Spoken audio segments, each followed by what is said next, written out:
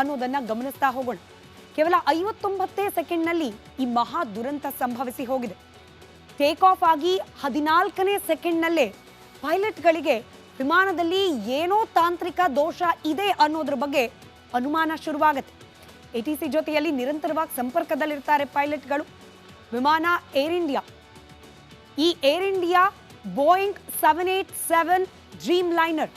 ನಾವು ಬೆಳಗ್ಗಿನಿಂದ ಅನೇಕ ಎಕ್ಸ್ಪರ್ಟ್ಗಳ ಜೊತೆಯಲ್ಲೂ ಕೂಡ ಈ ಅವಘಡ ಸಂಭವಿಸಿದ ಕ್ಷಣದಿಂದಲೂ ಕೂಡ ಅನೇಕ ಈ ಏರೋಸ್ಪೇಸ್ನಲ್ಲಿ ನುರಿತರಾದ ತಜ್ಞರ ಜೊತೆಯಲ್ಲಿ ಮಾತನಾಡುವಾಗ ಹೈಲಿ ಅಡ್ವಾನ್ಸ್ ಟೆಕ್ನಾಲಜಿ ಇರತಕ್ಕಂಥ ಬಹುತೇಕ ಪೈಲಟ್ಗಳಿಗಿಂತ ಆಟೋಮೇಟೆಡ್ ಕಂಟ್ರೋಲ್ ಸಿಸ್ಟಮ್ ಇರತಕ್ಕಂಥ ಏರ್ಕ್ರಾಫ್ಟ್ ಇದು ಅನ್ನೋ ಮಾಹಿತಿಯನ್ನ ಕೊಟ್ಟಿದ್ದಾರೆ.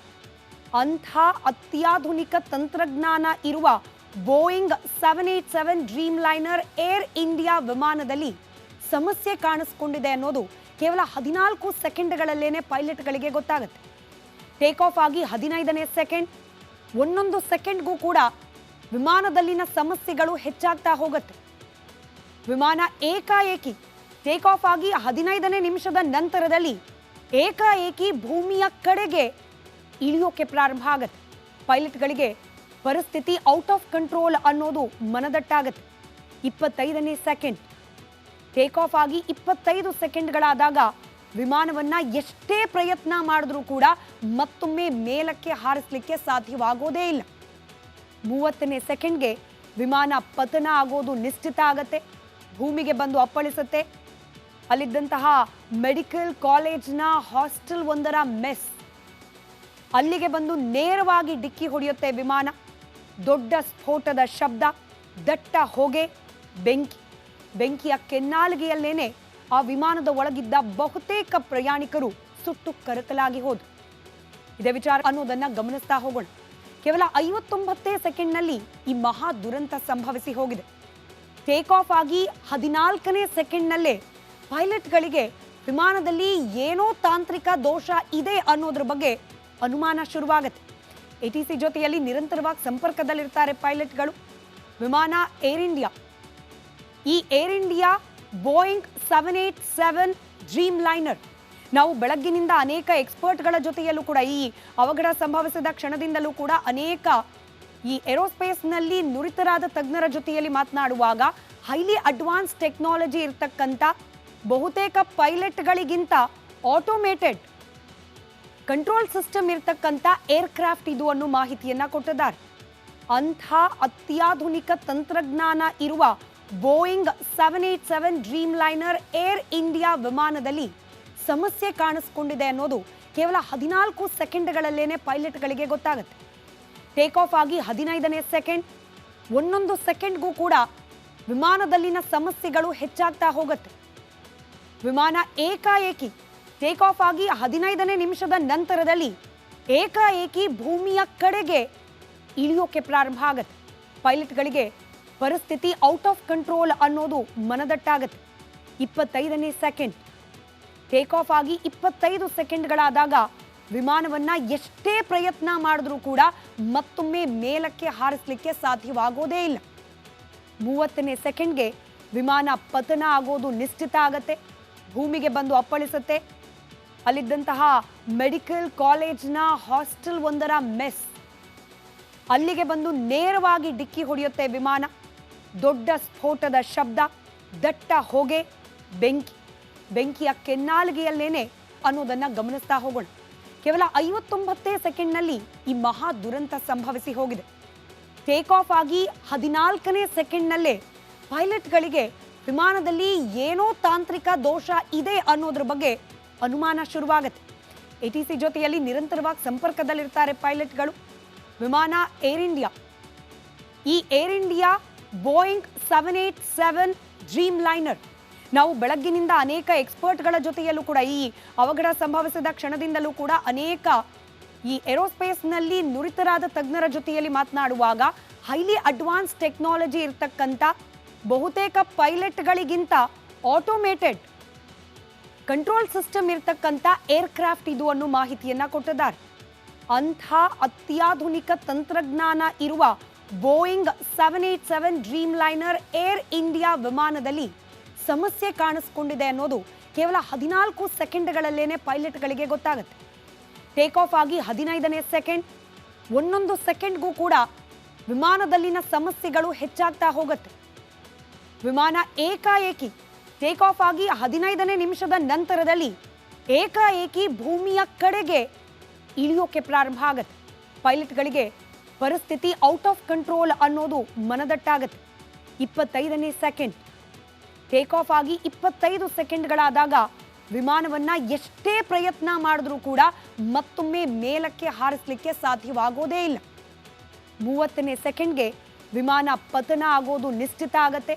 ಭೂಮಿಗೆ ಬಂದು ಅಪ್ಪಳಿಸುತ್ತೆ. ಅಲ್ಲಿದ್ದಂತಹ ಮೆಡಿಕಲ್ ಕಾಲೇಜ್ನ ಹಾಸ್ಟೆಲ್ ಒಂದರ ಮೆಸ್ ಅಲ್ಲಿಗೆ ಬಂದು ನೇರವಾಗಿ ಡಿಕ್ಕಿ ಹೊಡೆಯುತ್ತೆ ವಿಮಾನ. ದೊಡ್ಡ ಸ್ಫೋಟದ ಶಬ್ದ, ದಟ್ಟ ಹೊಗೆ, ಬೆಂಕಿಯ ಕೆನ್ನಾಲಿಗೆಯಲ್ಲೇನೆ ಆ ವಿಮಾನದ ಒಳಗಿದ್ದ ಬಹುತೇಕ ಪ್ರಯಾಣಿಕರು ಸುಟ್ಟು ಕರಕಲಾಗಿ ಹೋದ್ರು. ಇದೇ ವಿಚಾರ ಅನ್ನೋದನ್ನ ಗಮನಿಸ್ತಾ ಹೋಗೋಣ. ಕೇವಲ 59 ಸೆಕೆಂಡ್ನಲ್ಲಿ ಈ ಮಹಾ ದುರಂತ ಸಂಭವಿಸಿ ಹೋಗಿದೆ. ಟೇಕ್ ಆಫ್ ಆಗಿ 14ನೇ ಸೆಕೆಂಡ್ನಲ್ಲೇ ಪೈಲಟ್ಗಳಿಗೆ ವಿಮಾನದಲ್ಲಿ ಏನೋ ತಾಂತ್ರಿಕ ದೋಷ ಇದೆ ಅನ್ನೋದ್ರ ಬಗ್ಗೆ ಅನುಮಾನ ಶುರುವಾಗುತ್ತೆ. ATC ಜೊತೆಯಲ್ಲಿ ನಿರಂತರವಾಗಿ ಸಂಪರ್ಕದಲ್ಲಿರ್ತಾರೆ ಪೈಲಟ್ಗಳು. ವಿಮಾನ ಏರ್ ಇಂಡಿಯಾ, ಈ air India Boeing 787 dream liner. ನಾವು ಬೆಳಗ್ಗಿನಿಂದ ಅನೇಕ ಎಕ್ಸ್ಪರ್ಟ್ಗಳ ಜೊತೆಯಲ್ಲೂ ಕೂಡ ಈ ಅವಘಡ ಸಂಭವಿಸಿದ ಕ್ಷಣದಿಂದಲೂ ಕೂಡ ಅನೇಕ ಈ ಏರೋಸ್ಪೇಸ್ನಲ್ಲಿ ನುರಿತರಾದ ತಜ್ಞರ ಜೊತೆಯಲ್ಲಿ ಮಾತನಾಡುವಾಗ ಹೈಲಿ ಅಡ್ವಾನ್ಸ್ ಟೆಕ್ನಾಲಜಿ ಇರತಕ್ಕಂಥ ಬಹುತೇಕ ಪೈಲಟ್ಗಳಿಗಿಂತ ಆಟೋಮೇಟೆಡ್ ಕಂಟ್ರೋಲ್ ಸಿಸ್ಟಮ್ ಇರತಕ್ಕಂಥ ಏರ್ಕ್ರಾಫ್ಟ್ ಇದು ಅನ್ನೋ ಮಾಹಿತಿಯನ್ನ ಕೊಟ್ಟಿದ್ದಾರೆ. ಅಂಥ ಅತ್ಯಾಧುನಿಕ ತಂತ್ರಜ್ಞಾನ ಇರುವ Boeing 787 dream liner air India ವಿಮಾನದಲ್ಲಿ ಸಮಸ್ಯೆ ಕಾಣಿಸ್ಕೊಂಡಿದೆ ಅನ್ನೋದು ಕೇವಲ 14 ಸೆಕೆಂಡ್ಗಳಲ್ಲೇನೆ ಪೈಲಟ್ಗಳಿಗೆ ಗೊತ್ತಾಗುತ್ತೆ. ಟೇಕ್ ಆಫ್ ಆಗಿ 15ನೇ ಸೆಕೆಂಡ್, ಒಂದೊಂದು ಸೆಕೆಂಡ್ಗೂ ಕೂಡ ವಿಮಾನದಲ್ಲಿನ ಸಮಸ್ಯೆಗಳು ಹೆಚ್ಚಾಗ್ತಾ ಹೋಗುತ್ತೆ. ವಿಮಾನ ಏಕಾಏಕಿ ಟೇಕ್ ಆಫ್ ಆಗಿ 15ನೇ ನಿಮಿಷದ ನಂತರದಲ್ಲಿ ಏಕಾಏಕಿ ಭೂಮಿಯ ಕಡೆಗೆ ಇಳಿಯೋಕೆ ಪ್ರಾರಂಭ ಆಗುತ್ತೆ. ಪೈಲಟ್ಗಳಿಗೆ ಪರಿಸ್ಥಿತಿ ಔಟ್ ಆಫ್ ಕಂಟ್ರೋಲ್ ಅನ್ನೋದು ಮನದಟ್ಟಾಗುತ್ತೆ. 25ನೇ ಸೆಕೆಂಡ್ ಟೇಕ್ ಆಫ್ ಆಗಿ 25 ಸೆಕೆಂಡ್ಗಳಾದಾಗ ವಿಮಾನವನ್ನ ಎಷ್ಟೇ ಪ್ರಯತ್ನ ಮಾಡಿದ್ರೂ ಕೂಡ ಮತ್ತೊಮ್ಮೆ ಮೇಲಕ್ಕೆ ಹಾರಿಸಲಿಕ್ಕೆ ಸಾಧ್ಯವಾಗೋದೇ ಇಲ್ಲ. 30ನೇ ಸೆಕೆಂಡ್ಗೆ ವಿಮಾನ ಪತನ ಆಗೋದು ನಿಶ್ಚಿತ ಆಗತ್ತೆ. ಭೂಮಿಗೆ ಬಂದು ಅಪ್ಪಳಿಸುತ್ತೆ. ಅಲ್ಲಿದ್ದಂತಹ ಮೆಡಿಕಲ್ ಕಾಲೇಜ್ನ ಹಾಸ್ಟೆಲ್ ಒಂದರ ಮೆಸ್ ಅಲ್ಲಿಗೆ ಬಂದು ನೇರವಾಗಿ ಡಿಕ್ಕಿ ಹೊಡೆಯುತ್ತೆ ವಿಮಾನ. ದೊಡ್ಡ ಸ್ಫೋಟದ ಶಬ್ದ, ದಟ್ಟ ಹೊಗೆ, ಬೆಂಕಿ ಅನ್ನೋದನ್ನ ಗಮನಿಸ್ತಾ ಹೋಗೋಣ. ಕೇವಲ 59 ಸೆಕೆಂಡ್ನಲ್ಲಿ ಈ ಮಹಾ ದುರಂತ ಸಂಭವಿಸಿ ಹೋಗಿದೆ. ಟೇಕ್ ಆಫ್ ಆಗಿ 14ನೇ ಸೆಕೆಂಡ್ನಲ್ಲೇ ಪೈಲಟ್ಗಳಿಗೆ ವಿಮಾನದಲ್ಲಿ ಏನೋ ತಾಂತ್ರಿಕ ದೋಷ ಇದೆ ಅನ್ನೋದ್ರ ಬಗ್ಗೆ ಅನುಮಾನ ಶುರುವಾಗುತ್ತೆ. ATC ಜೊತೆಯಲ್ಲಿ ನಿರಂತರವಾಗಿ ಸಂಪರ್ಕದಲ್ಲಿರ್ತಾರೆ ಪೈಲಟ್ಗಳು.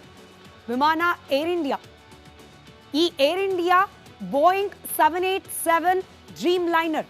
ನಾವು ಬೆಳಗ್ಗಿನಿಂದ ಅನೇಕ ಎಕ್ಸ್ಪರ್ಟ್ಗಳ ಜೊತೆಯಲ್ಲೂ ಕೂಡ ಈ ಅವಘಡ ಸಂಭವಿಸಿದ ಕ್ಷಣದಿಂದಲೂ ಕೂಡ ಅನೇಕ ಈ ಏರೋಸ್ಪೇಸ್ನಲ್ಲಿ ನುರಿತರಾದ ತಜ್ಞರ ಜೊತೆಯಲ್ಲಿ ಮಾತನಾಡುವಾಗ ಹೈಲಿ ಅಡ್ವಾನ್ಸ್ ಟೆಕ್ನಾಲಜಿ ಇರತಕ್ಕಂಥ ಬಹುತೇಕ ಪೈಲಟ್ಗಳಿಗಿಂತ ಆಟೋಮೇಟೆಡ್ ಕಂಟ್ರೋಲ್ ಸಿಸ್ಟಮ್ ಇರತಕ್ಕಂಥ ಏರ್ಕ್ರಾಫ್ಟ್ ಇದು ಅನ್ನೋ ಮಾಹಿತಿಯನ್ನ ಕೊಟ್ಟಿದ್ದಾರೆ.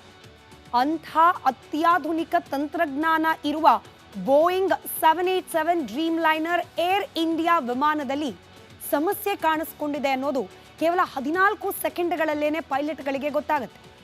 ಟೇಕ್ ಆಫ್ ಆಗಿ 15ನೇ ಸೆಕೆಂಡ್, ಒಂದೊಂದು ಸೆಕೆಂಡ್ಗೂ ಕೂಡ ವಿಮಾನದಲ್ಲಿನ ಸಮಸ್ಯೆಗಳು ಹೆಚ್ಚಾಗ್ತಾ ಹೋಗುತ್ತೆ.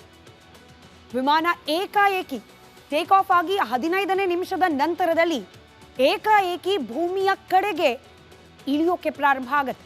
ಪೈಲಟ್ಗಳಿಗೆ ಪರಿಸ್ಥಿತಿ ಔಟ್ ಆಫ್ ಕಂಟ್ರೋಲ್ ಅನ್ನೋದು ಮನದಟ್ಟಾಗುತ್ತೆ.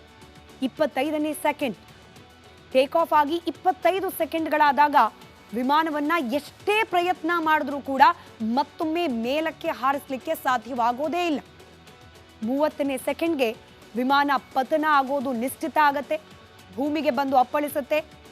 ಅಲ್ಲಿದ್ದಂತಹ ಮೆಡಿಕಲ್ ಕಾಲೇಜ್ನ ಹಾಸ್ಟೆಲ್ ಒಂದರ ಮೆಸ್ ಅಲ್ಲಿಗೆ ಬಂದು ನೇರವಾಗಿ ಡಿಕ್ಕಿ ಹೊಡೆಯುತ್ತೆ ವಿಮಾನ. ದೊಡ್ಡ ಸ್ಫೋಟದ ಶಬ್ದ, ದಟ್ಟ ಹೊಗೆ, ಬೆಂಕಿಯ ಕೆನ್ನಾಲಿಗೆಯಲ್ಲೇನೆ ಆ ವಿಮಾನದ ಒಳಗಿದ್ದ